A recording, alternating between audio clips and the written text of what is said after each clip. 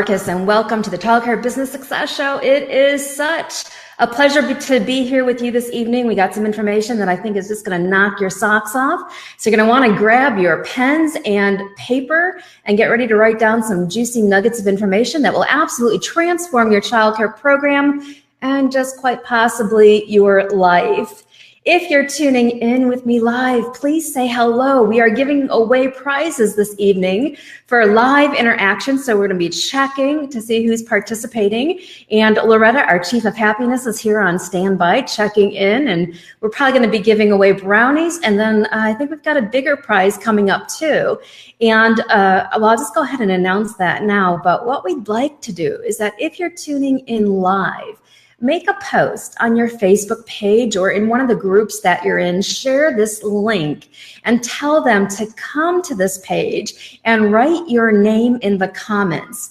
And we're going to see if we could get you getting a few of your friends here to tune into the show. And you are going to win. The person whose name is mentioned the most in the comments is going to win 2 event tickets to come to my next Create Your Dream Team experience, which we're planning in the Boston, Massachusetts area. So go make a social media post, go tell your director groups, and I'll remind you of this prize giveaway as we progress through the hour. But me and my team were brainstorming on how can we give away bigger and better things, and we're not to the point where we could give away a car yet. But don't put that past me. But we are going to give away some event tickets so that you can join us in Boston for the Create My Dream Team experience. And I know Jana is here standing by as well. So go and make some posts, and the person who gets the most people writing their name in the comment section is going to be the winner of the big prize. And then the person who has the most interaction with us this evening. So you comment, whatever it might be, you respond to what I'm saying, you say hello. You are going to win the most yummiest brownies in the world. And Loretta and Jana are on standby to help us pick the winners by the time we wrap up at the end of the program.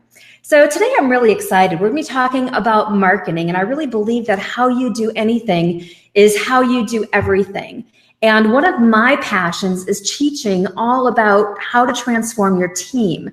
And that doesn't mean that you go back and you fire all of your staff, but it does mean that you figure out how to make a total team transformation happen so that you have the most positive, authentically happy, engaged workplace, including the most authentically happy and engaged you with your vision in your community. And that's really what I believe is going to set you apart from anybody else. So tonight we're going to tie in marketing, building your waiting list with having staff as your raving fans. And joining me on this show is Michael Tasner. And I'm going to bring Michael up with us in just a moment, but he is the owner of No Joke Marketing for Childcare. And some of you have met my friend Jeff Fisher. And this is a company that was formerly Local Childcare Marketing. And now Michael has come along and he wants to take what Jeff established and take it to a whole new level to really serve one of the most fantastic industries on the planet, I believe. So if you're here, go ahead and say hello. Hey, John, I see you there. Loretta, I see you here.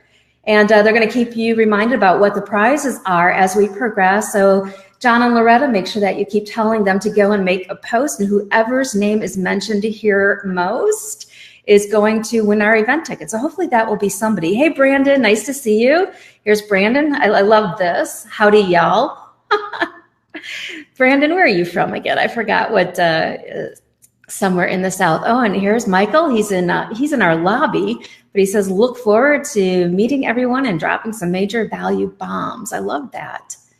All right, Lala. Let's see. Hey, Lala, nice to have you here from the Philippines. And Lala has a huge, huge vision that she's working towards accomplishing. And she wants to open, I think, over 100 centers in the Philippines to really benefit those kiddos. So Lala, it's always a thrill when you're here. All right, anybody else want to say hello? If you're here, go ahead and say hi. Let me see if I could hide Lala's comment. All right.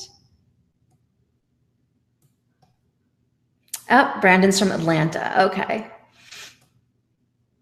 All right. I am going to bring up Michael, and I do encourage you as you're here, or as you tune in, come and say hello and get ready for some major value bombs with Mr. Michael Tasner, who I'm going to bring up into our show right now. Hello, Hey, Michael. Hi, nice to have you here. thank you so much for having me. Pleasure to be here. Well, it's awesome. I can't wait to hear all the value that you're going to be sharing with our viewers this evening and those who will be tuning into the replay. And like I said, I hope you'll all go and make some posts. And like I said, get your name mentioned here, and you're going to get 2 tickets to come out to our next event. And maybe Michael will be there live. So, Michael, tell us a little bit about your journey. So, you are passionate about marketing. You are passionate about putting your marketing on autopilot. And you even said to me, it's about putting your marketing in a place where you could just feel like you're pushing an easy button. So how did you get to this place in your life to where marketing was the main thing that you just love to help people with? Great question. So I've got a little bit of a non-traditional story. So when I was 14 years old, both of my parents were middle working class, and we were always kind of struggling to kind of move ahead. And I just started kind of researching some things at the public library, actually, and happened to read a book on designing websites, in particular Microsoft front page. And I decided there was actually back in the day, this wasn't that much long ago, there was actually a little CD in the back, and it was the program for the software. So I checked the library book out, went home, and learned kind of how to build really, to this day, pretty crappy websites. And this was, 15 plus years ago. And what I realized very, very early was this whole concept of supply and demand. There wasn't really anyone. I live in Buffalo, New York, one of the suburbs, and there really wasn't anyone in the area that was servicing the area with websites. So I kind of started off designing websites. And when you're the only game in town, you can kind of set your prices, even if you're this 14, 15-year-old quote unquote kid.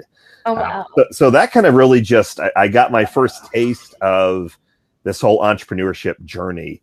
And what I realized, though, is that you can kind of fake it till you make it for only so long. And what I meant by that is, the grammar on the websites was terrible. I'm writing copy, and I can barely coherently type like long form copy or whatnot. But what I started to realize was that the website was a piece. And back then, people were, tricking Google and all those things. But the marketing aspect was really the missing component. So it took me 3, 4, 5 years to really start to understand this whole concept of if you build it and they will come really doesn't hold true anymore. There's some industries and there's some rare exceptions. Really fancy restaurants that have established brands and things like that can attract a following with very limited marketing. But traditionally, and obviously in the childcare space as well, that's pretty competitive. You can't just open up a fancy building and expect that parents are just going to start flocking to your center. So I just really started to kind of reverse engineer some of these things. And went on to college, I needed to kind of get humbled a little bit, so to speak. I had to get kind of brought down to reality and slapped around a little bit, because I just thought I was this cocky young kid that knew everything, because I was making pretty good money for someone my age.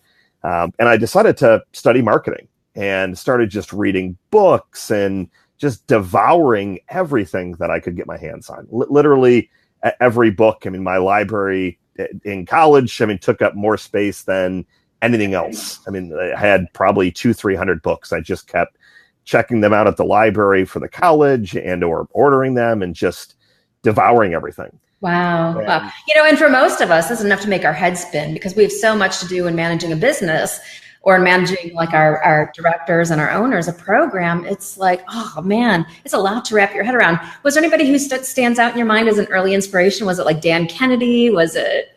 So it was actually Jay Levinson. So Jay Levinson wrote Guerrilla Marketing. The first Guerrilla Marketing book was actually written the year that I was born, 1984. And that was Guerrilla Marketing. So he was actually a professor out in California. And he started to find this concept of, because the students were like, hey, is there a better way to market? And the whole concept of guerrilla marketing is using time, energy, imagination, and really kind of outside the box ideas to produce better marketing results. So as opposed to just throwing money at things and ad campaigns and radio or billboards or things like that, this was more about how can you change even small things like how you answer the telephone, or if you've got a t-shirt on that's branded, what do you have on the back? Is there a call to action for it? I mean, simple things, or on the back of a business card, like just all those little things that don't really cost anything else, but it can make a pretty big impact on your marketing. So I bought all of the books that he had and started to really devour those. And the good thing with college, I mean, I was studying for 10 hours or so a week and going to classes for 15 hours. So I had a fair amount of free time that I could devour books. Mm-hmm. But I just really got attached to the whole guerrilla marketing methodology, because I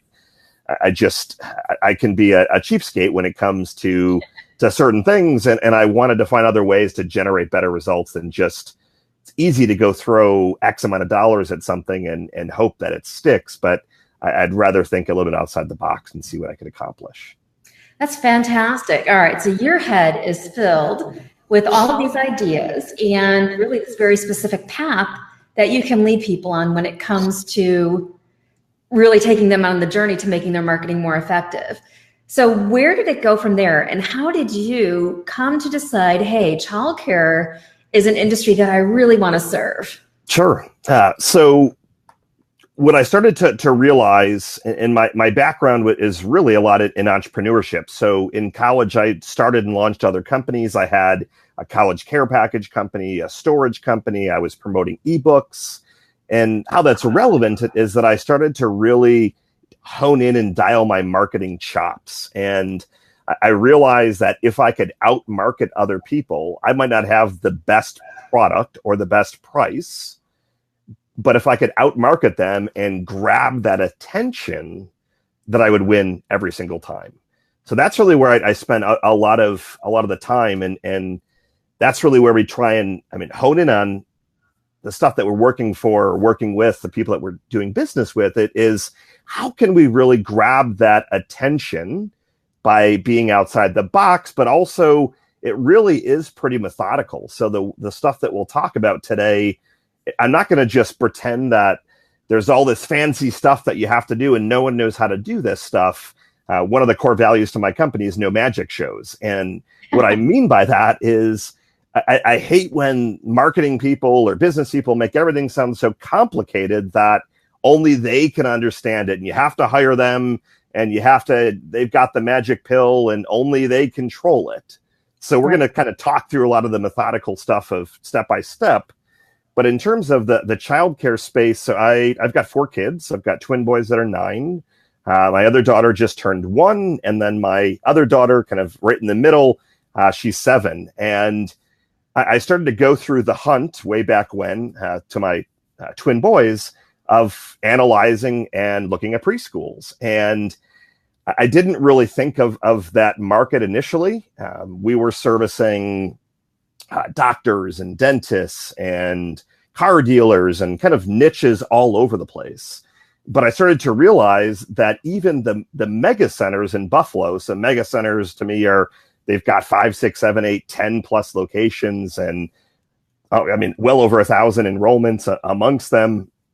Their marketing was even not overly effective, and they were poor on the follow-up. And unfortunately, with the way that my brain works, I can't even go on vacation. I'm analyzing the hotel and the marketing things that they're missing, and like they're missing a marketing opportunity here. So, I'm going through it as a consumer, but unfortunately, my mind is always thinking of it as an entrepreneur or a marketer. Yeah. And I just started to realize that a lot of these even smaller centers, and again, everyone's got a different definition of what you may deem small, but even some of the centers that were one location with 40 or 50 enrollments, for example, often they had a better and far superior methodology, and their teachers were more well-trained, and the food was organic versus not. So things that might have appealed to me, but they couldn't afford to get the marketing message out there as to why they're better.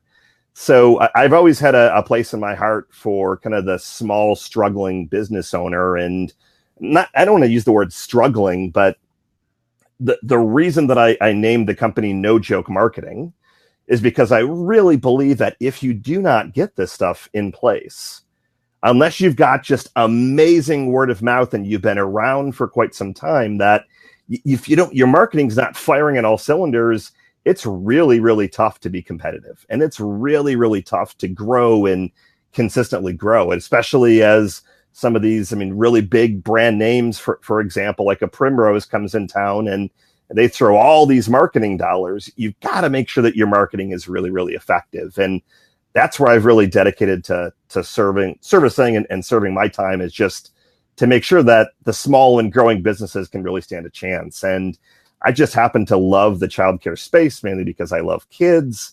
But it's just one of those niches where the people on the other side, like yourself, you're so bubbly and happy. And I love that energy. And it's not to say that I don't love the energy of doctors, but there's a completely different vibe in working with a doctor or an attorney that they're really stiff. So, the advantage of being an entrepreneur is that you get to choose who you want to work with. And absolutely. I would rather work with people that are fun, but also doing good. The educators and people that are running these centers and own the centers, they're doing amazing things in the community and teaching and growing and mentoring our youth.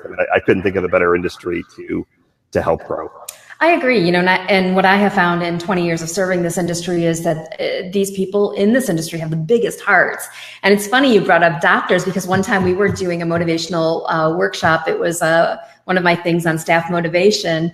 And, we've got loud music going and there's dancing going on. And right next door to us was a serious surgeons conference. So it was all doctors and surgeons in the room. And so they came in and they're like, oh, can you keep it down? I'm like, well, no, we can't. But what happened is that these doctors ended up coming in the room and dancing with us. So it was really cute. So we converted them. I like it. Into the more energetic way. So that's quite a story. So you've got your own kiddos. So you've got a special space in your heart for the work these owners do. And you've got this really special place in your heart for the business owner who is really trying to stand out in their community. Definitely. Yeah, and it's just, you've got to get a leg up on the competition. And it's the only way that I personally have found that works the best is outfox and outmarket the competition. And the good thing is, though, it doesn't mean that you have to outspend other people. And it's that you just have to think a little bit differently and a little bit more creatively to outmarket them. One of the fun examples, and I don't think this is a true story, so I forget the phrase when it's a made-up story, but it's used as an analogy. But one of the stories that Jay Levinson told me was that there were two different stores in a mall, and they both were selling suits. So kind of like a Men's Warehouse type of business. And the one guy kind of had the market cornered. So he had, I think, two suits for, I don't know, $300 or $400. And then a year later, this store opens directly across from him. So literally, you could throw a stone and hit his store. And he said, well, I'm going to go head to head and compete on price. So he goes, well, we'll do two suits for $259. And then the other business owners, well, geez, I can't have him outfox me on price. And then he does two suits for $200. And they keep on going down. And finally, the original store started thinking outside the box, and he changed his sign. And instead of having a sign, let's say it was called men's suits or something like that, he had a sign that said mall entrance, and he put that above, so people were thinking that it was the mall entrance. So, those are just the kinds of fun strategies that I really want people to start to think about, is that there's a lot of low-hanging fruit that we can talk about, assets that you most likely already have that you can tap into. We will talk a little bit about referrals, but that one often goes without saying, and most centers are pretty good at already extracting referrals and having campaigns. But there'll also be some other ways that you can almost look at it like a piggy bank, where, and this is the holy grail, as I like to call it, where it's almost your own ATM. So if you put in $1 into this ATM, it should spit back $5 or $10, for example. And that's how all this marketing is better than any ATM that I go to. That's more like the guaranteed to win slot machine. Yeah, definitely. I like it. I love it. All right. If you're here tuning in, please say hello to Michael and I. Michael is here to talk to us about marketing this evening. And we do have a couple prizes on the table for you. One prize is the person with the most interaction happening, meaning you're making the most comments, posting the most things. You're going to win some of the yummiest brownies on the planet. And our Chief of Happiness, Loretta Chalk, will be on with us a little later on to tell us who that winner is. And then also, we would love for you to post on your social media, on Facebook, in different groups that you're in, and let people know this show is happening and it's going down and there's lots of great information being shared, and tell them to come here and put your name in the comments. When they put your name in the comments, it's going to enter you into the possibility of getting 2 tickets to come to our next event, the Create My Dream Team Experience. So basically, you put out social media posts, you ask people to come here, write your name in the comments, and the person who gets their name written the most times wins the event tickets. All right, hello. So let's see who's saying hello to us so we can get some shout outs here. All right, here is Kim. Kim sent us a smiley face? I have to put on my glasses to see. I think so. Kim, we're thrilled that you're here. Let's see who else is here. Deborah Miller is here. Hello. All right, and then, Jana's here. Where's Genesee? Oh, there's Genesee. Okay. And Genesee is here. Hello, Genesee. Nice to see you. If I butcher anybody's name, I apologize. You can correct me. That's okay. All right. Anybody else want to say hello before we dive into some content? All right. So Loretta's watching out for the most interaction. And like I said, have your friends come. And, here's Denise. Denise Evans. Hello. Nice to see you here. Oh, here's Tutor Time. Hi. Tutor Time, you'll have to give us your first name. So who is it with Tutor Time? All right, and here's Vinica. Hey, nice to see you. Isn't it cool to see all these people like this? It is indeed. All right. Loretta's saying hello. Okay, anyone else? Yeah. Oh, there's Denise. Did we already? Oh, I think we said hello to Denise. Okay. All right, so we'll say hello to more people. Now, if you have marketing questions, this is also a great opportunity. And if for some reason we can't answer your questions on the show, because we are going to keep our show to 60 minutes this evening, but if we can't get your questions, Michael will come back and read the comments, as I will as well, and we'll try to reply even after the show wraps up. Does that sound good, Michael? More than happy to do so. Okay, fantastic. Who else? Oh, gosh, lots of you guys are here. So Kim. Hey, Kim. Brandon says hello, Loretta. Gonna hide that one. All right, and who else? Lots of interaction going on. This is cool. All right, get your friends posting your name. So go and tell everybody that marketing authority Michael Tasner is speaking with Julie Bartkus, sharing all kinds of marketing gems, or as he calls it, value bombs, I think, with us to really help us accelerate our efforts to grow our business and to grow our life, because when your program grows, guess what? You get to grow. So that's really exciting. All right, Michael. So what should we dive into? I know you've got a whole juicy list of things that you would like to talk about. And I know I've got some questions that I'm going to ask you along the way.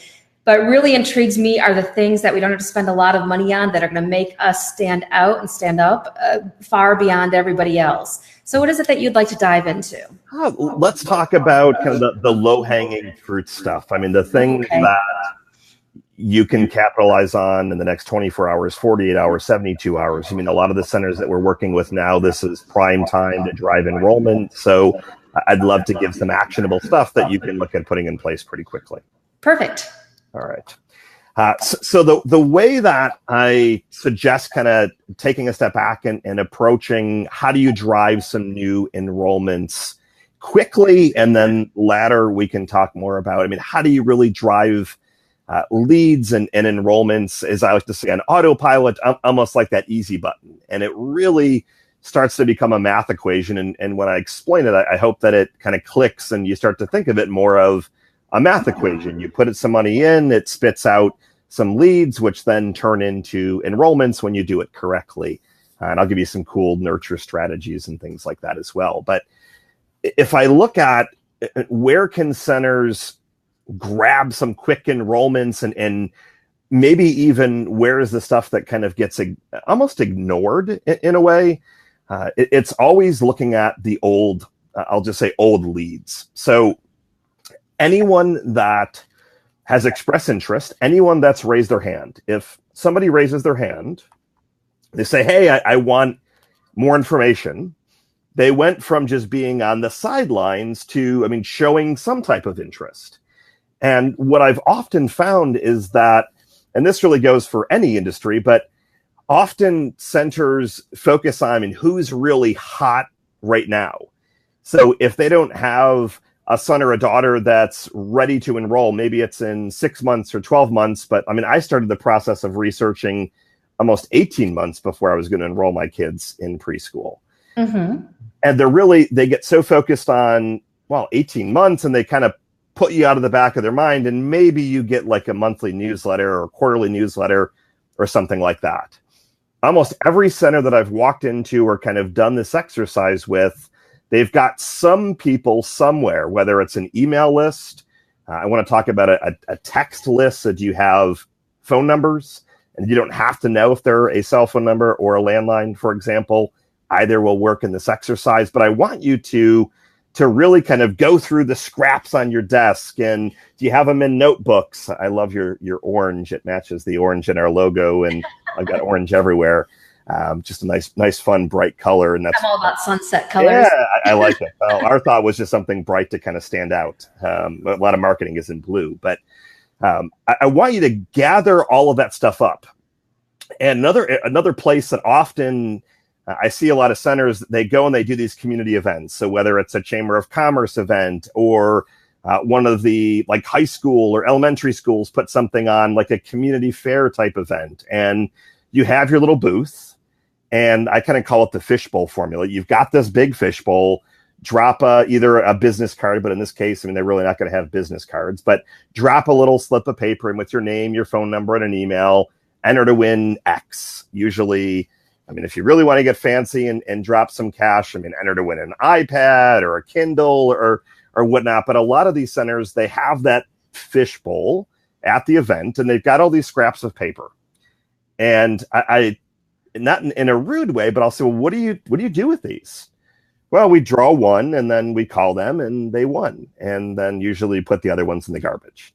So I take a step back and say, well, these are, I mean, they're not necessarily warm leads, but they're people that have at least given you some interest. Now, they probably wanted the prize, but these are the kinds of people that I want you just to literally go and grab everything and get it into one place. So if you're using Outlook, for example, or Gmail, grab all those stuff and grab slips of paper that you have, wherever they are.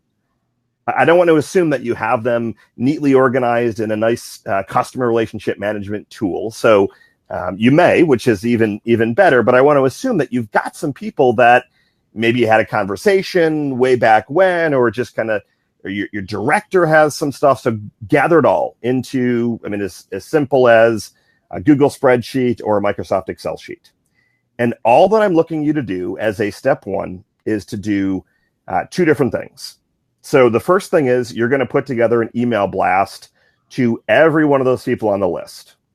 Now, the only people that I don't want you to mail are someone that already is enrolled. We're going to talk about those people in just a second, about some really kick-butt referral campaigns.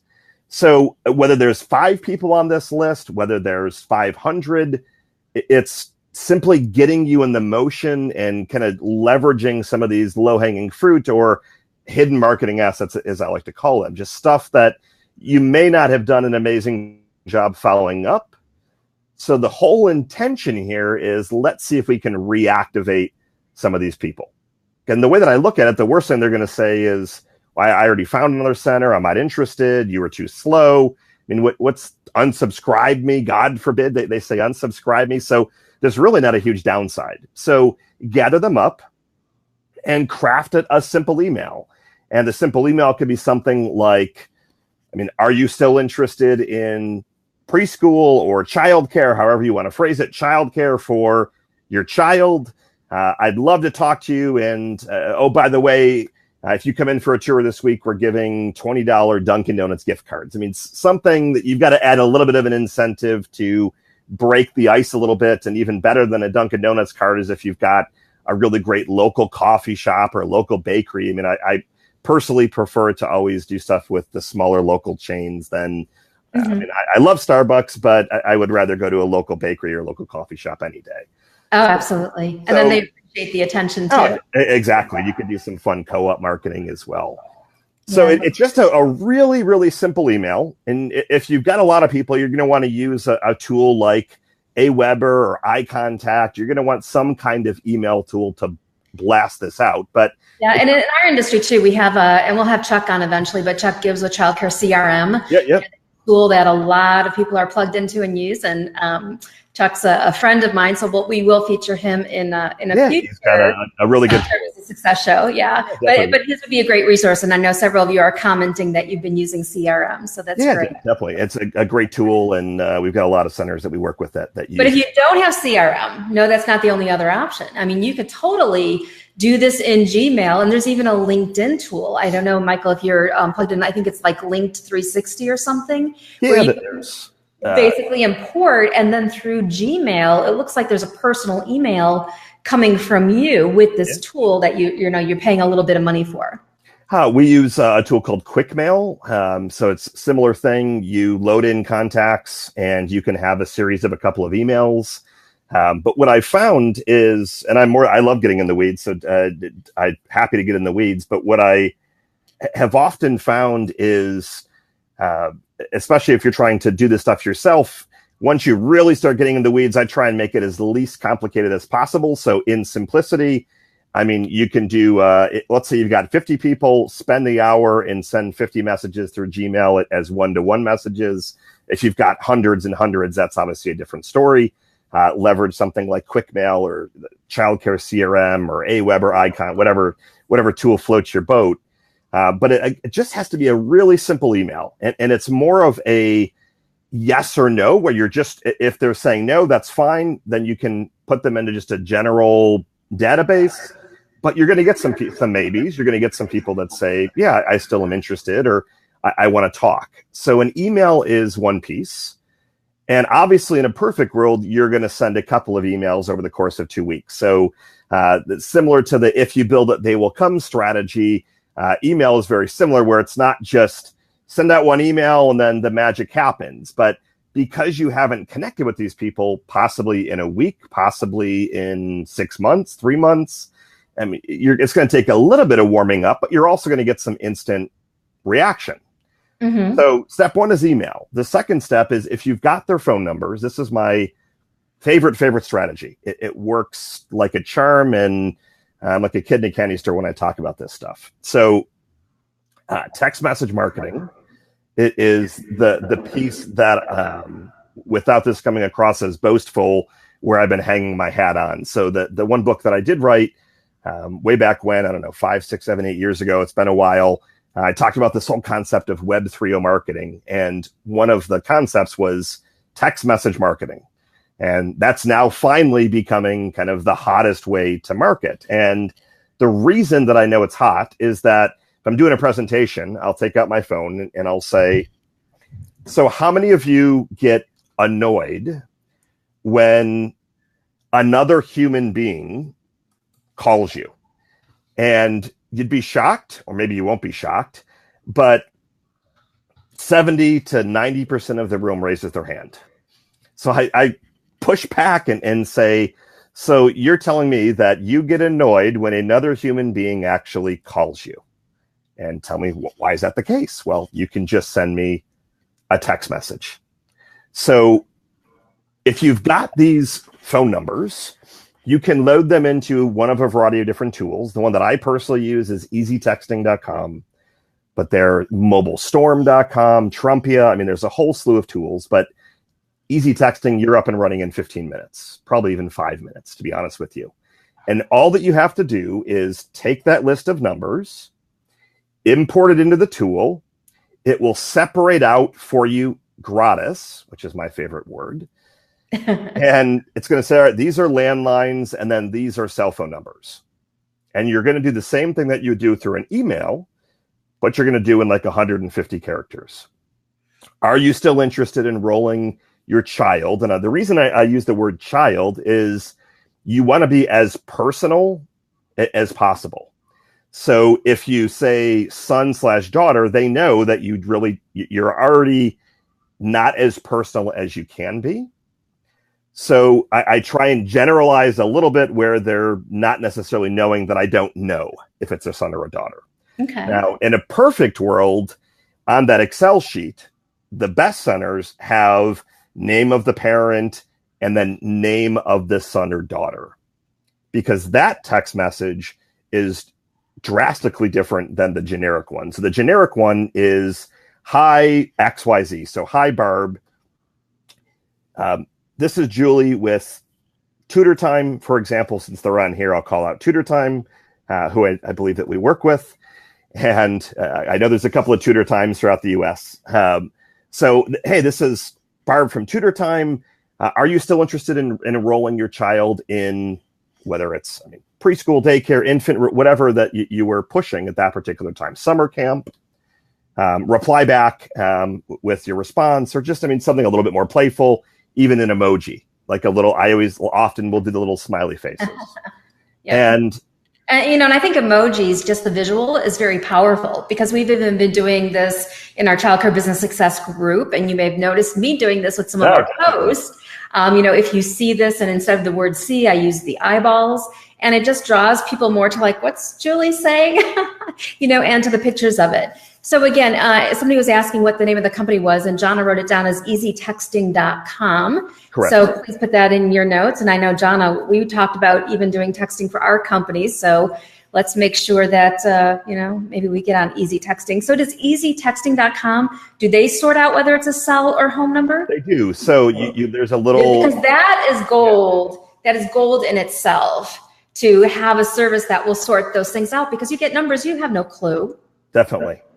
And what you'll find, and then after, so now that everyone's listening to this presentation, whether you're on live or listening to the replay, one of the other keys that I would encourage you to do on your forms, your intake forms, whether it's your website, whether they're in person, I don't write phone on my intake forms. I say mobile phone.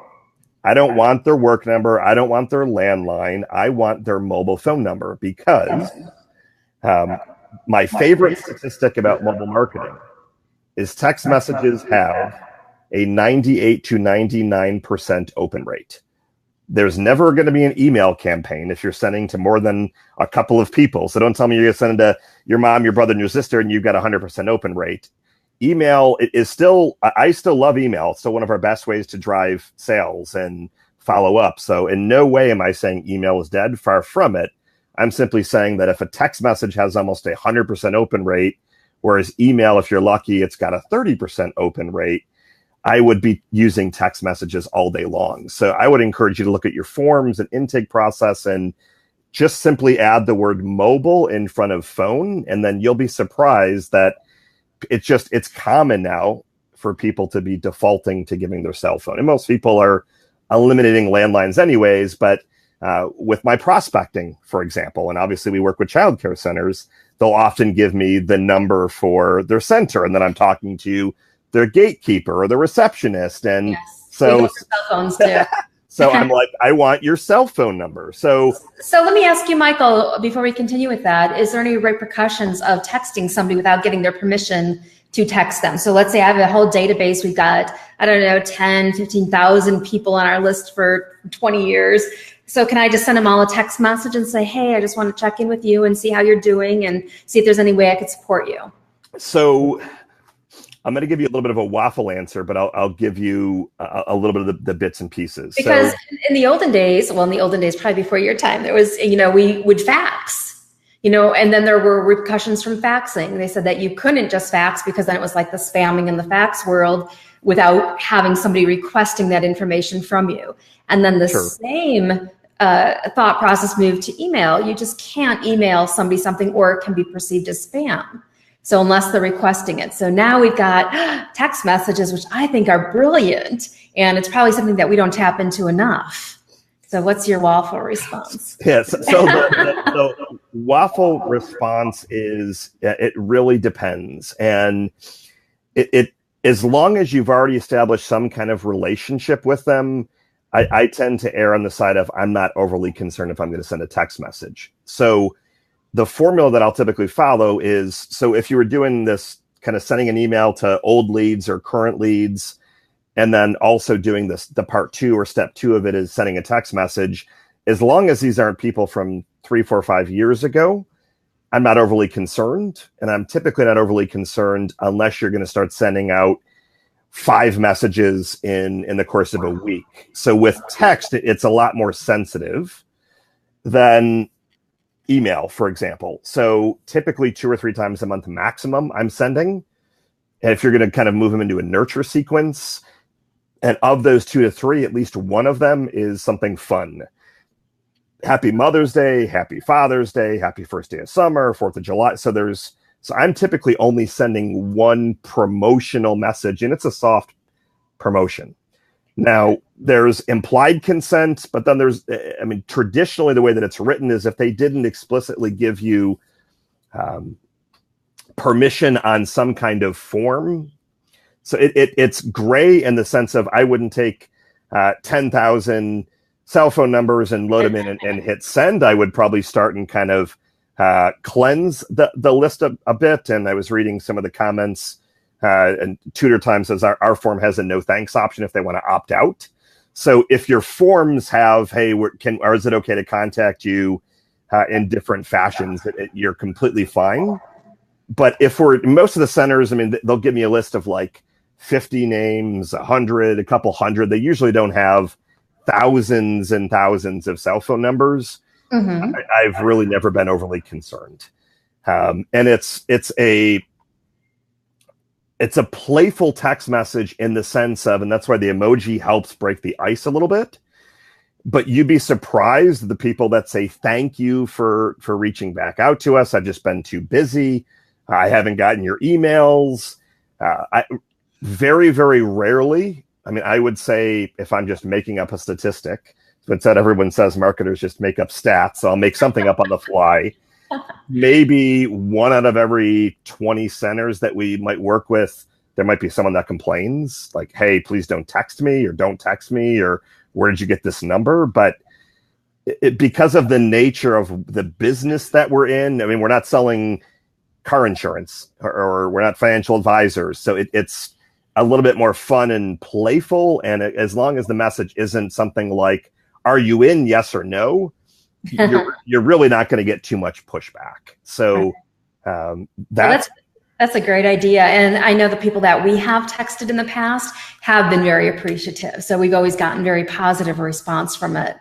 So it's interesting to think about it on a much broader scale. And you'll get people that are, replying. We just did one this morning, and we had people replying within 3 minutes of the text message. And it only went to like 85 people. And these are some people from a center that's like, hey, we've been trying to get a hold of these people. They're on the fence to enroll in our late summer camp. Can you send them a text message? Like, all right. So we crafted a short little message, boom, loaded the names in, sent out. And we got a lot of no's. But that's fine because they were technically already no's anyways because they haven't heard from these people. Yeah. So, but they did end up getting people saying, yeah, thank you for, and then they got 6 people to say yes in like 4 hours. And your hard cost and easy texting is like $10 a month. This is just a little bit of legwork and you're up and running. That's awesome. I love the strategy. And remember, if you're tuning in to us live, we are awarding some of the yummiest brownies on the planet if you are interactive. So whoever's the most interactive will be awarded the prize of brownies. And also, if you have the opportunity to post on your social media that the Child Care Business Success Show is going down and it's featuring Meister Michael Tasner with some great marketing tips and strategies, share the link out and tell them to come here and write your name in the comments. The person who gets the most names written or their name written the most, hopefully people will be participating in this, is you're going to get some event tickets to my next Create My Dream Team experience. So tell your people, come here to the show and write your name in the comments, and whoever's got the most is going to win a set of tickets. So I'm pretty excited about that. All right. Well, I love that strategy, Michael. So is there anything else that we want to say about texting? No, and that kind of it is what I look at as step one of, that low hanging fruit. Leverage your existing assets and databases and contacts. And I do want to talk about kind of some of the paid traffic stuff because that's what we're really seeing some cool results with. But the other thing is always these referral campaigns. That's obviously a pretty easy campaign to deploy, and I almost call it a slam dunk campaign. So just take a look at when the last time you've asked for referrals, but also how. So this is that whole guerrilla marketing piece of there's 2 different approaches that I see centers taking. And one approach is, hey, if somebody enrolls, we'll give you a free month or $100 or XYZ for free. So that's one of, and that's I would say probably used 80+% of the time, at least from what we've seen. The other approach that I much rather prefer is to kind of gamify it and turn it into a game where they walk into your center and maybe there's a big poster board, for example, and it's the leaderboard of, and you don't have to call it referrals, but I mean, number of new kids that have enrolled from XYZ parents. So find a fun way to name it, but you kind of gamify it a little bit. Love this. And what I have found is that people, they start to get competitive and, oh, geez, well, Sally, she's the PTA mom. She's got, she said 6 people, and geez, I know more people than she does, and I only have 2 people. And so I start to make it into a fun contest. And the prize, I don't want to give away cash. I want something that is outside the box and fun and different. So I'll just throw some random examples. I mean, a balloon ride for your family, or tickets to a theme park for the weekend, or the winner gets, I mean, Great Wolf Lodge for the weekend for their family. And that's, I mean, big dollars. But if you look at it, I mean, if someone helps you, if this campaign drives you 20, 30, 40 enrollments. Yes. I mean, let's say your average tuition for the month is $600-700. I mean, that's adding you $100,000+ a year in revenue. You can afford to give away $1,500 in. Oh yeah, and if you think about the lifetime value of just one family, it could be at least $100,000. Definitely. So to think about awarding $1,000 prize, especially if somebody brings in 6 or 7, that could be bringing $600,000 to $700,000 into your childcare program. Another thing to think about, because there are no cost things to that, you could do that are really cool and also can create raving fans. And I love this idea about the balloon ride, because I imagine the family going up in the balloon, taking lots of pictures and posting those pictures on Facebook and tagging the childcare owner, tagging the childcare center. So those are like raveable moments that I think are super cool to experience. You could also think about a shopping spree at a grocery store or at a bakery for the next party. And you might even be able to joint venture with that business owner who wants publicity at their bakery or whatever it is, and you could partner to give away this big grand prize. But also think about something really simple, and you might have ideas like this too, Michael, but think about even just they get the front row parking spot for a month, with a sign that says reserved for the Smith family for the month of June. They're going to see that sign there. They're going to take a picture of that, and it could be an easy whiteboard sign or a little frame sign, reserved for the family of the month. And this month's family is, and I think if you put the name in there, it's really cool. But that's one idea that doesn't cost you anything. It's just reserving a parking spot, but they get that front row spot. Yeah, we've done that. We've done one that goes over really well is front row seating at like one of the summer concerts or the winter concert or graduation. I mean, different things like that. I mean, at least the center that my kids went to, that room got pretty cramped when you get all the grandparents and parents. And we were there first before everyone. We were always in the front row, but we were there probably an hour before everything started. And so there's definitely some free ways and some ways that aren't free, but obviously the more social aspect you can encourage it without it being covertly social, the better indeed. Yeah. And you can even survey the parents to say, what's an adventure that you would really like to go on with your family?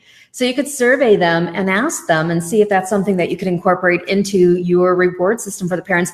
But I love the idea of gamifying this and having a leaderboard or a chart or something up so that parents can see, hey, who's pulling ahead here? So I think that's a brilliant idea. I love it. Thank you. And if you love it too, if you're tuning into this and you love it, let us know. Oh yeah, I love it. Remember, the most interactions going to get you some brownies. So don't be shy with your comments or remarks. If you have questions, concerns, let us know those as well. And we'll see if we could address them either now live or after we wrap up. We'll come back and respond to your comments. All right, so that's a good one. What's that? Now you got me thinking about brownies. Oh, Loretta, make a note. We have to send Michael brownies. Or John is here too. We need to send Michael brownies. So I make really good brownies too, but those would be hard to send. So let me rapid fire. I know that time is already flying, and I want to be respectful of your time and everyone's time. I'd love to rapid fire one more strategy if that works okay. Absolutely. We're going to go a little bit over too. Right, I know we always try to get this down to 60 minutes, but it hasn't worked so far. Usually it's 70. All right. So give it to us, Michael. Let us have it. So I'll give you two. So a lot of centers, I mean, my focus is digital, and I love all things digital, but obviously you combine offline marketing with online stuff, and it just creates a bigger impact. I mean, everyone asks me, and one of the big questions is, is offline marketing dead? Are newspapers dead? And magazines dead? And direct mail dead? And in some instances, it's yes, but candidly, I'm finding that offline marketing is now working even better than ever because everyone is shifting to digital marketing. In general. So the rates are coming down, the competition is coming down. So a lot of centers ask me, what is my thought about direct mail? And that is often one that's used, and sometimes the Valpak stuff, but I am not a big fan of being in the Valpak with 100 other businesses that are advertising pizza deals and things like that. So if you're going to do direct mail, I want to just give you a couple of quick tips, and then I'll end with our favorite strategy that's really driving quite a few enrollments and is working, again, almost on autopilot. But the secret sauce that we've learned with direct mail is that I'm just going to use simple numbers since it's late on the East Coast, and some of it might not be late, but I'll use simple math. So let's say you wanted to get the word out, and you've got 5,000 target neighbors, and they fit the age demographics, and you really have to know your persona. And that's a whole nother conversation for a different day. But really knowing the parent that you're looking to, parent or parents that you're looking to attract, and making sure you're acquiring the right list. It obviously is to me, the most critical step, even more important than what your offer is. But my suggestion, if you were going to go after 1,000, I would much rather see you go after 4,000 and maybe do it 4 times, or go after 1,000 people. Let me revise that. So I'd rather have you take it down to 4,000, but actually end up going 1,000 to those same people, and end up going from that 5,000 to 4 to 3 to 2, really depending on your budget. I would much rather you send to a smaller audience of really, really laser focused people, but send them different postcards over the course of about a 45-day cycle. And a lot of centers that we've seen, they'll blast out 5,000 cards one time. We're not seeing that nearly as effective as if we're blasting out 2 cards to 2,500 people, for example, or 5 cards out to 1,000 people at a time. And surprisingly, you don't have to drastically vary the offer. It's just that repetition of them seeing you and seeing your name, and the offer again could be similar, but usually the 4th postcard, if you're doing it 4 times, I'm going to vary the offer a little bit, but it's that repetition that starts to then bump up your response rate. And the really kind of secret sauce element here is I'm a huge fan of Pearl, P-U-R-L, and personalized URLs. So it can actually stamp on the postcard, go to abccenter.com/Tasner family. And it actually drives them to a page that they think is completely custom to them, but it's actually a page that has just been replicated 1,000 times over. And you're not having to do it yourself. The direct mail companies do all this. So don't freak out saying, oh my God, I've got to make 1,000 landing pages by any means. But it anytime someone sees their names, you're the center of your own universe. You see your name on here, you're a little bit intrigued. And then what that does is it then cookies them, and you can do remarketing and all this other fancy digital stuff. So that's kind of what I'm seeing is working really, really well with direct mail. So we still send a ton of direct mail to drive new customers into my business and for our centers. It works extremely well, especially combined with other tactics at the same time, because you're really getting that awareness. They're seeing a direct mail piece. They're reading your Facebook posts. They're seeing you on Google. They're seeing you over here. They're driving by. They start to see that stuff on a regular basis. That's awesome. And I often question, do we do direct mail? Don't we do direct mail? So I really like your idea. And I always preach in our workshops whenever I'm talking with our clients that repetition is the key to success. Exactly. So it just proves it in direct mail as well. So I love that. Really laser focusing on who your clients are and make sure you're getting them for repetitive pieces and have that personalized URL. And it's also, there's different stats that are out there, but they range from a consumer has to see you at least 7 times to be in a buying readiness state to I've seen the stats as high as 15 or 20 times. So the people that think that you can someone just walks in and then signs the dotted line to enroll, they may have driven by your center for the last 2 years, 600 times, for example, and seen your name and heard about you at a dinner party and seen something else, or maybe you ran an ad in a magazine, or so they typically have seen you other times. There's very, very rare occasions when someone just literally sees one little thing and then they come in, take a tour, and they're good to go. You're still having to communicate. They're still going to their social networks and asking for validation, for example, as well. So that you've got to make sure that you've got multiple things going on to really nurture those people. Absolutely. Now, I know you've got another strategy that you want to share with us. Yep, Before we get into that one, though, I want to make sure that we give out your information so that people, if they're really intrigued or want to learn how you can help them more, can get a hold of you. So is there a website, a phone number, anything you'd like to give out to our folks who are either viewing in live or tuning into the replay? Yeah, definitely. So I actually had our team, if you go to nojokechildcare.com, it actually forwards over to my live calendar. And just for the show, we set it up where you could book a discovery call, strategy call, not a sales pitch. We'll brainstorm like this. I'm very, very casual. And just rapid fire some strategies at you. So it's nojokechildcare.com. It'll forward over to Calendly, books in real time with my calendar, 0 cost, 0 obligation, and just a fun way to kind of start a conversation. Awesome. So let's go ahead and give out that URL again. Sure. It's nojokechildcare.com. All right. And if John is here, maybe you could post that for everybody, or Loretta. So just No Joke Childcare. See, I already going to mess it up. Yeah. Nojokechildcare.com.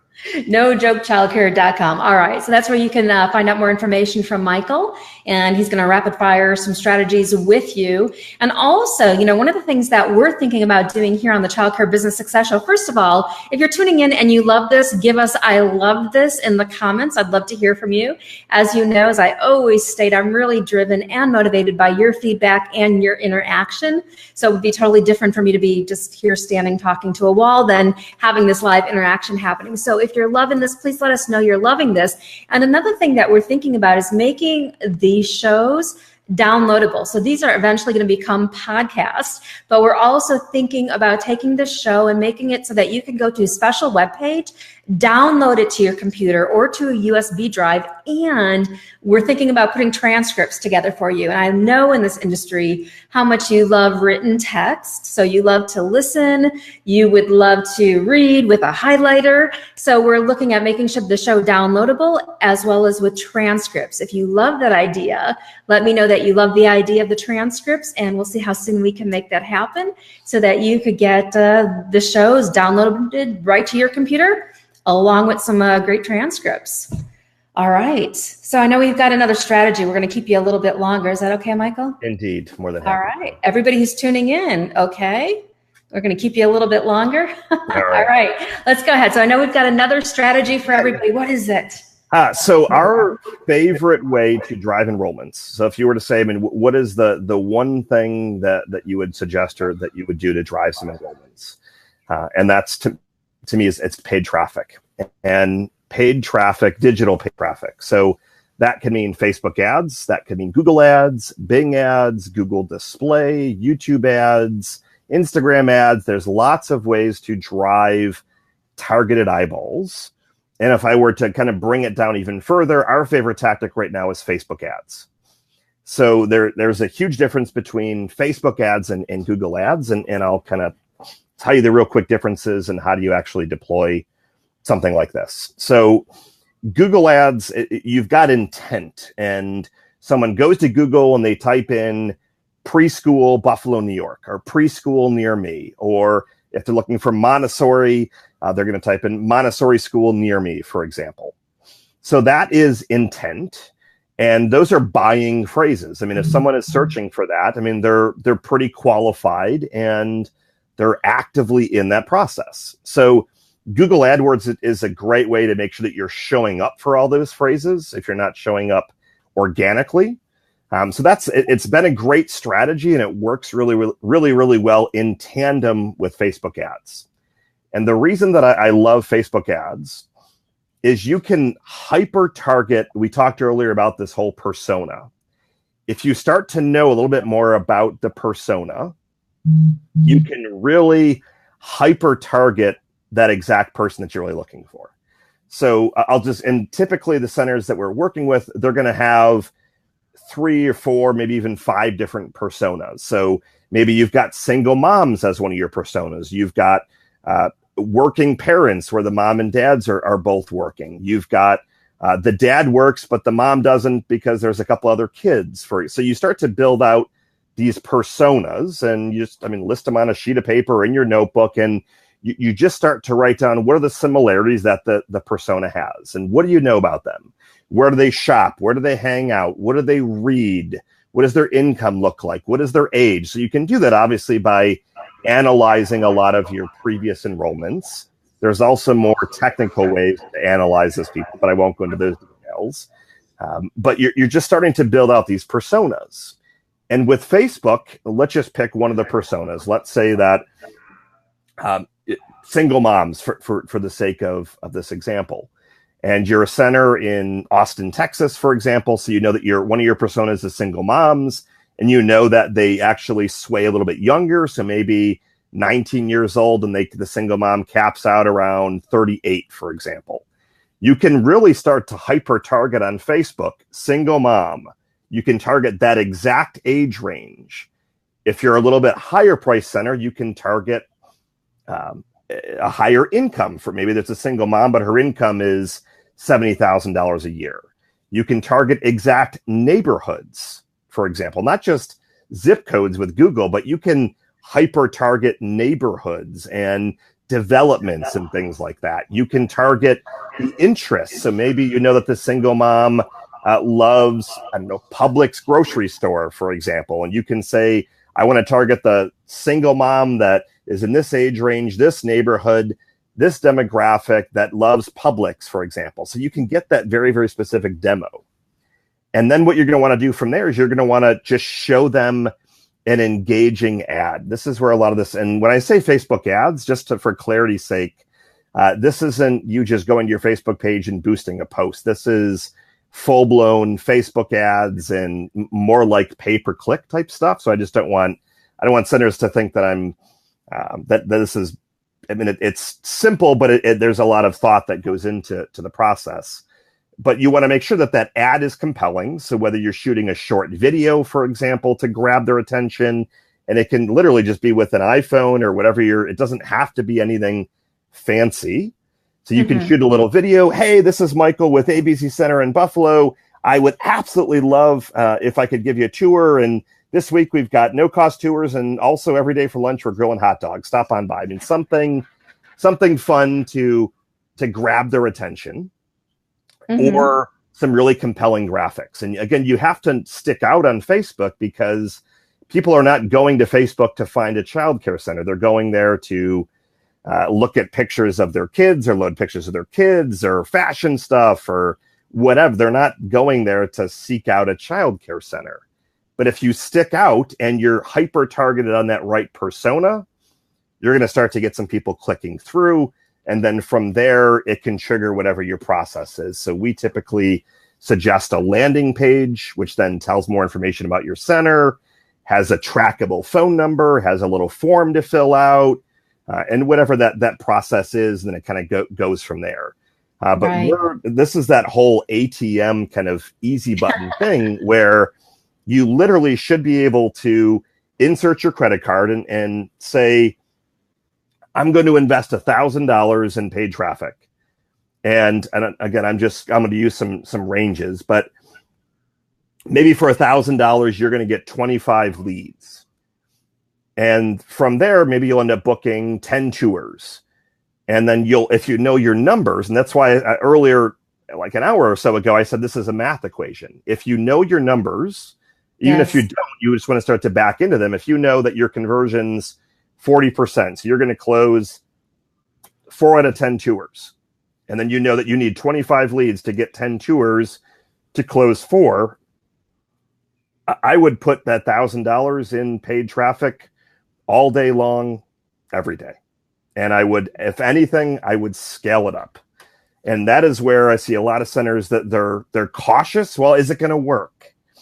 Well, if you've got 50 enrollments, but you have capacity for 90, I mean, you're leaving a lot of revenue, top line revenue, at least on the table. So it's that balance. And I know that that's easier said than done. You can't just go throw $20,000 in paid traffic and just drive all these new enrollments, but you've got to start somewhere. So put in $1,000, $2,000 and start to kind of tip that needle a little bit. But really, I know you wrote on here, know your numbers. Once you know those numbers, it literally, you just continue to repeat it and repeat it and repeat it so that you know, okay, next year, I know that I've got to fill 100 spots for summer camp and we already have 30 people enrolled. So it's going to take 3 months to get the word out. And it just, we build these math equations and just put out really good creative, really good videos and graphics, drive them to a landing page that tells them why you're an amazing center,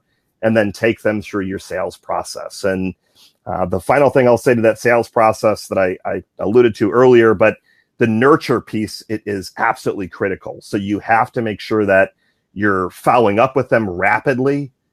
And by rapidly, I don't mean 24 hours. I mean hours in a perfect world. And if you don't have that system in place, that's when a CRM comes in handy. So it's kicking out an email, and it's not just a generic thank you email. It's a fun video, and maybe you're dancing on it saying, hey, we're so happy that you're here, and thank you for submitting this form, and we cannot wait to speak to you. So really high energy, like something fun. I mean, again, think outside the box. If they're going and they're filling out forms at 5 different centers, because if they're Googling things, they're going to shop you around a little bit. Yes. And half of the centers, they don't even have an autoresponder set up. So they're already losing the battle. But if yours is a fun video, and then you also combine that with that easy texting tool that we talked about, so they're getting an email and a text message instantly, that will buy you a little bit of time, that if you're not following up within a couple of hours, that they've already got a text message, they've already got an email, you're already starting that relationship.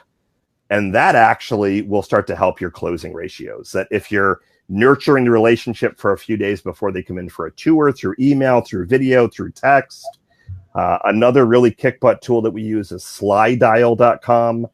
I use Slydial. So I've used it on my relatives that I don't want to talk to. An entire show just about what you could do with a tool like Slydial. Oh, it's absolutely incredible stuff. So then you're getting a voicemail that goes right to voicemail. I mean, the better your nurture sequence after, the better your closing rate would be. But the best way that I know how to drive new enrollments is through paid traffic. And it's develop some really kick butt campaigns and then really start to work the numbers. And to me, then really the sky is the limit. And that's really how we see centers growing. Absolutely. Well, this has been some great information, and I'm going to beg you for one more thing, and we probably already touched on it a little bit, but there was something that you mentioned in our previous conversations about becoming irresistible to parents. Sure. And I'm wondering if you could just give us a quick, 1 minute, 2 minute hot, juicy nugget that we can really implement to become irresistible. And I think about the words irresistible, and I love this because, I'm a single girl dating. So it's always like you look at, well, how do you become irresistible so that you got your pick of anybody you want, right? So, we could do the same thing with our parents. How do we become irresistible as directors, as owners to parents, so we could really pick and be selective with who we allow into our programs? So there's a variety of things. I mean, to me, the first thing that I have to do or really kind of back into is what really, really makes your center different from all the other centers down the block. And is it the the types of teachers and their background and their expertise? Is it that you've got this amazing organic garden? And so I like to literally take out a sheet of paper. I mean, I actually did a very similar exercise today of how are we quite different, but I mean, open up to a blank sheet of paper and just start writing anything and everything down that seems to make sense. And what I'm looking for is, how can you tell a story? There's this whole over notion of storytelling, or people, they're under anticipating the power of storytelling. So I look at what can I really hang my hat on and tell a really compelling story. And maybe it's your origin story, that you were a teacher and you decided that you wanted to give, let's just say it's Montessori, you wanted to have a more catered education that was more individualized, for example, and maybe it's the origin story. And then you need to really hone in your craft of telling that story through video, through text, through social media, through images. And you want to make sure that that story is completely apparent all throughout your center and all of your marketing materials. So when someone walks into a tour, they start to, all these bells really start to, and it's like the whole subliminal marketing where things are kind of going on. They're like, oh, I can see that now. I used to work with a company in Charleston, and they took this to the nth degree. They would have people come in from all around the country to visit. They help you publish a book. And they would have, from the moment you walk in, they would have greeting cards that greet the person that's coming in. They would have little signs in the bathrooms, which some people are like, that's a little creepy. But it would say, hey, we put this little money tree. They'd literally have a money tree in the bathroom that says, this tree hopefully brings you prosperity, XYZ person. And just all those little things. They would give you a tour of the facility and talk about their core values and the culture. I mean, similar to how the centers are doing tours, but often they're just showing some of the stuff, but they're really not touching on that emotional piece. So it's really figuring out what makes you really different. And it's not the price. It's not, well, you're the lowest cost compared to everyone else. And sometimes that's a good differentiator, but there's always something more there that you can play off of and use it in your marketing. And then the only other piece to this is just to make sure that you're putting that stuff everywhere. And it's in your email follow-ups and your text messages, and it's in your signature line in your email. And it's, I mean, on the front of your building somewhere, or in the inside of your building. And maybe you've got a big sign that shows the origin story and it's framed, and maybe just all, you really make that so apparent. And that is really what I have found is the best way to become irresistible, is just playing off the emotional aspect. And it's usually, I mean, some people, they have to go with the lowest cost option because that's what they can afford. But traditionally, price isn't usually the biggest piece. It's who they connect with. And the better you can tell your story of yourself, your teachers, your center, the more irresistible you will surely become. Yeah, and I have a confession to make. If nobody out there knows this about me yet, is that I am super hot on stories. And this is what we really help navigate our clients through, is really cultivating their story and tying their story in with their company values. So it's something that we work extensively with our clients on in our mentorship programs. But I love the validation of what you are saying, is that, the story is that one thing. So if you've heard me preach this message, now you're hearing Michael preach the message that your story is so critically important to making that connection and making yourself irresistible to parents. And I love stories. So make sure you're telling your stories. And we're actually going to do a whole other show on stories, because they are just something that is really something you need to get in touch with, because it transforms your energy as an owner. And that is really then projected to your staff and to everybody who comes in contact with you. So I love that.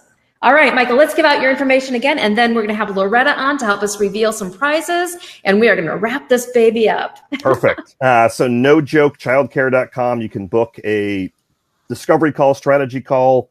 And if you have any other questions, my direct email is michael@nojokemarketing.com. So it's been an absolute pleasure, and I greatly appreciate you bringing me on the show today.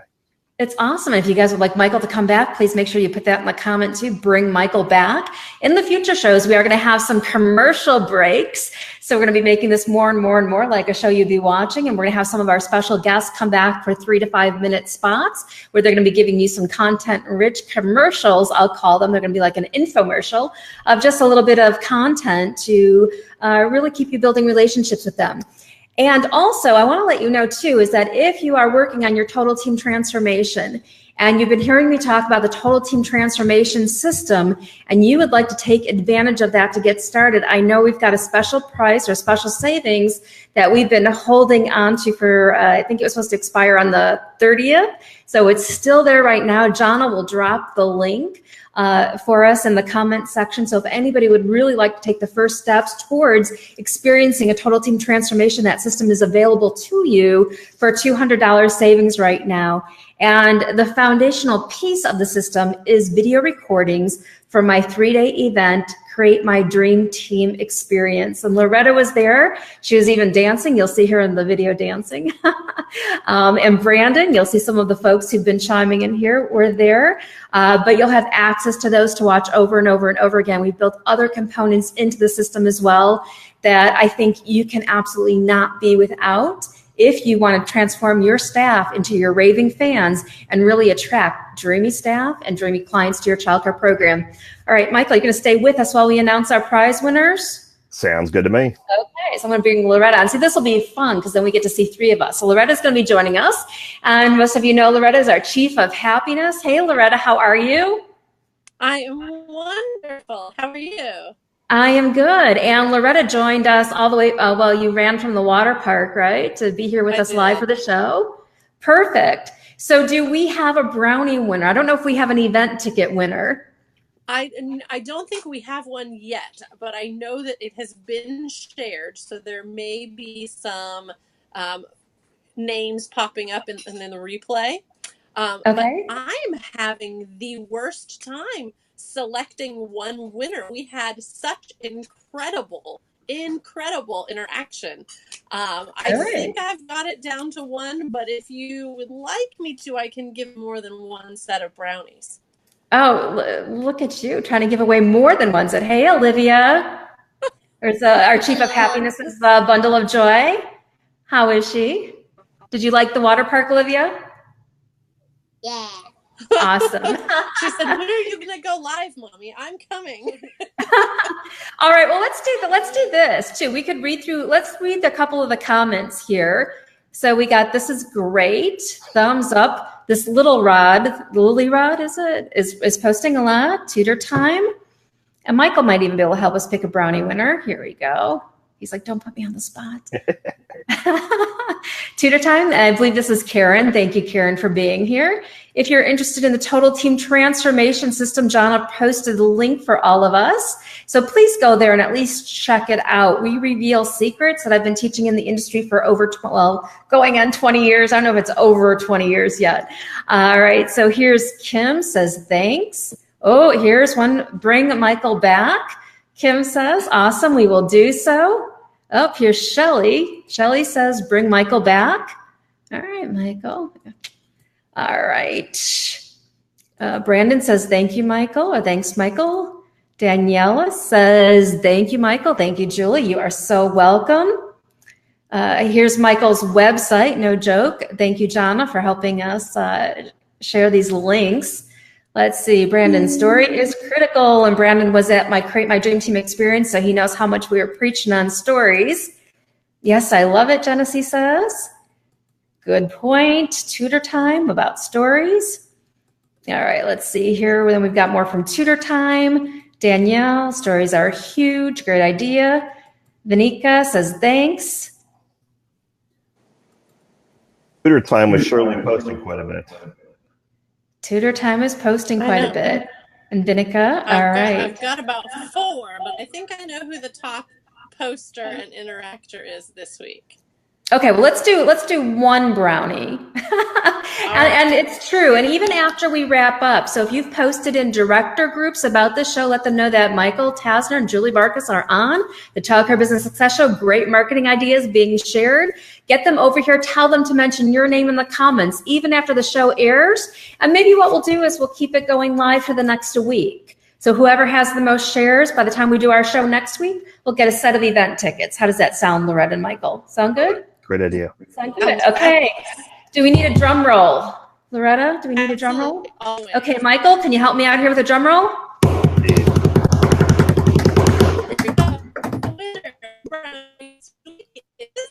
Danielle. All right, so Danielle's going to get the brownies. Awesome. Congratulations, Danielle. And like I said, and this wasn't necessarily where we counted every response. This was just who stood out in our minds the most. And we'll be awarding different prizes each week. So I hope you'll stay in, and we will get better at keeping this down to an hour. But, sometimes when you got all this great information, we don't really want to wrap up, do we? All right, everyone. I'm Julie Bartkus, workplace transformationalist and best-selling author of, I'll hide this in a second, Child Care Business Success. Let me hide this so we could all say goodbye. Okay. All right. So, Loretta, thank you for being here. I'm going to go ahead and move you back down if you just want to wave to everybody on your way back down. And thank you for being here. And thank you for announcing our winner. And you know what I think we're going to do too? I know we've got a lot of essential oil fans. If you don't know this about Loretta, she is super into essential oils, right? Yes. It's essential oils. And maybe you can come and give us a tip next week on one of your favorites. Oh, so many. I know, right? Okay. So that's one of Loretta's passions. So Loretta, thank you, darling, for being here. I love you. And I'm going to put you back down. You back. Bye, Olivia. Thanks for being here, hon. All right. Michael, thank you so much for joining us. Is there anything that you would like to say before I say goodbye to you? I am complete over here. Everyone keep doing your amazing work. You do a great work for the community. You're inspiring young minds. So I'm blessed to get to work with amazing people like yourselves. So thank you so much for having me, Julie. Thank you so much for being here. I'll put you back in the lobby and we'll recap after, we'll catch up after the show wraps up. All right. All right, everyone. From the bottom of my heart, I want to thank you for tuning in to the Child Care Business Success Show. We are airing live Mondays, 6:00 p.m. Central Standard Time, 7:00 Eastern. And I hope you'll mark it on your calendar and set the alarm on your phone so you don't forget to tune in, because we're dedicated to delivering you information and being this show that helps your child care program grow, and not only your childcare program, but also your life too. And we've got lots of amazing things coming up for you on future shows. And if you have any topics you would like us to cover, please go ahead and list those in the comments for us. My team is here reading through those. And after the show wraps up live, I will also go through comments and say hello and thank you personally for being here. All right, but I'm going to officially wrap up. I'm Julie Bartkus, workplace transformationalist, childcare business success mentor, and we're coming up on our year anniversary of our best-selling author of Child Care Business Success. I hope you'll go out and grab one if you haven't already done so. All right. Bye, everyone. Great being here.